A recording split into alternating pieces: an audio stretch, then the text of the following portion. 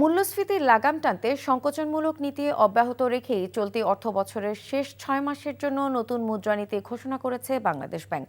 এতে নীতি সুদহার 10% অপরিবর্তিত রয়েছে। সোমবার বাংলাদেশ ব্যাংকের সম্মেলন কক্ষে মুদ্রানীতি ঘোষণা করেন গভর্নর আহসান এইচ মনসুর। তিনি বলেন, বর্তমানে মূল্যস্ফীতি নিয়ন্ত্রণই তাদের সর্বোচ্চ অগ্রাধিকার। তবে নির্বাচনের পর ব্যবসা বাণিজ্য ও বিনিয়োগে গতি আসবে বলে আশা করেন গভর্নর। সরকার ঋণ বেশি নেয়ায় ব্যক্তি খাতের ঋণ প্রবাহ কমেছে বলেও উল্লেখ করেন তিনি।